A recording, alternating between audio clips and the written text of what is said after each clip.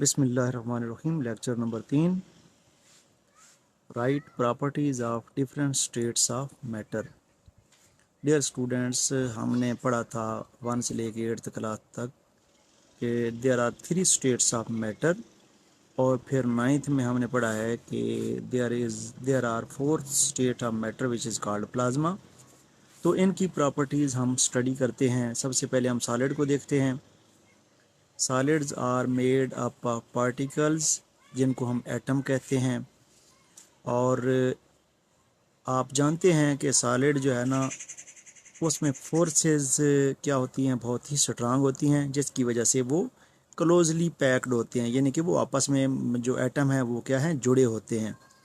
और उनकी डेंसिटी बहुत हाई होती है, यानी कि एटम्स जो है ना वो पर यूनिट वॉल्यूम बहुत ज़्यादा होते हैं, और एटम ज़्यादा होने की वजह से उनकी डेंसिटी क्या हो जाती है, ज़्यादा हो जाती है। Particles vibrate only at mean position. वो चूंकि क्लोजली पैक्ड होते हैं तो उनका मूव करना मुश्किल होता है, लिहाजा क्या करते हैं, वो अपनी जगह पे वाइब्रेट करते रहते हैं। और उनकी शेप जो है ना वो क्या होती है, फिक्स होती है। They have fixed shape. इसके बाद लिक्विड आता है। तो लिक्विड जो है ना वो सॉलिड से कम और गैसेस से ज़्यादा उसमें जो है ना वो फोर्सेस होती हैं। तो पहली प्रॉपर्टी क्या है लिक्विड की, liquid are made up of molecules, ये मालिक्यूलों से मिलके बनता है। Forces are weaker than solids, solid की निस्बत जो फोर्सेज ऑफ अट्रैक्शन होती हैं वो क्या होती हैं, वीक होती हैं। बट स्ट्रांगर दैन गैसेज, लेकिन गैसेज से क्या होती हैं, ज़्यादा ताकतवर होती हैं। लिक्विड्स हैव इंटरमीडिएट डेंसिटी, इनकी डेंसिटी जो है ना वो दरमियानी होती है, यानी कि सॉलिड से कम और लिक्विड और गैसेज से ज़्यादा। फिर इसके बाद नेक्स्ट जो है वो पॉइंट है, the distance between molecule is greater as compare to solids, so particles can flow और मूव कर सकते हैं। Liquids have no fixed shape, they adopt the shape of container. जिस बर्तन में रखा जाता है ये वही शक्ल सूरत इख्तियार कर लेता है लिक्विड। गैसेज, प्रॉपर्टीज ऑफ गैसेज हम देखते हैं। Gases are made up of particles, ये भी पार्टिकल से मिलके बनती हैं, और इसमें एटम भी आ जाते हैं, मालिक्यूल्स भी आ जाते हैं।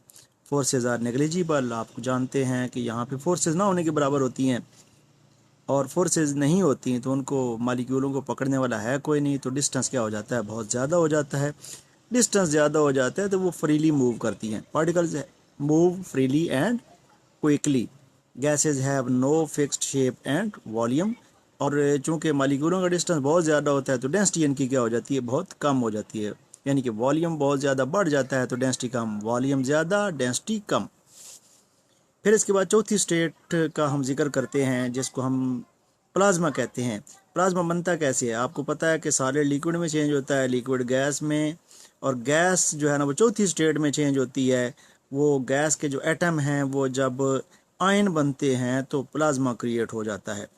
Plasma consists of positive ions, free electrons and neutral atoms at very high temperature pressure by using electric and magnetic field.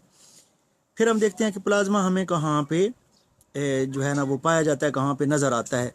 Plasma exist in सन, एक तो सन में है, दूसरा स्टार्स में जो चमकते हैं वो प्लाज्मा की वजह से चमकते हैं, निबोला, ऑरोराज, नियॉन लाइट्स, वेल्डिंग, और लैंप्स में, लैंप्स प्लाज्मा जो कि तो उनमें ये आपको नज़र आते हैं।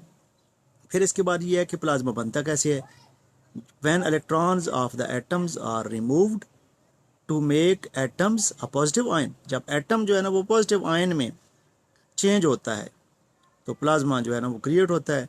This ionic state is called plasma, which is called fourth state of matter, जिसको हम चौथी स्टेट भी कहते हैं। क्वेश्चन नंबर 11 और 12 ये साइड बॉक्सेस में मौजूद हैं। दो बहुत ही अहम सवालात हैं ये, और ये पेपर में आने के चांसेस भी हैं।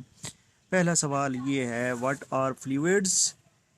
तो लिक्विड्स और गैसेस को हम फ्लूइड्स कहते हैं क्योंकि ये दोनों चीज़ें फ़्लो कर सकती हैं। हर वो चीज़ जो फ़्लो कर सकती है उसको हम क्या कहते हैं, फ्लूइड्स कहते हैं। Liquids and gases have ability to flow, so they are called या they are termed as fluids. इसके बाद क्वेश्चन नंबर 12 है what are auroras and nebulas. auroras क्या होते हैं? It is a solar phenomena where colored light appears in the sky as a result of charged particles from sun striking the upper atmosphere. It is called polar lights. और फिर इसके बाद निबोला है it is a massive cloud of dust and gas that fills the space between stars. It is a Latin word meaning mist, fog, etc. Nebula are made up of dust, fundamental elements such as hydrogen and other ionized gases. Hot stars inside the nebula heats these elements which emit radiation of red, blues and greens.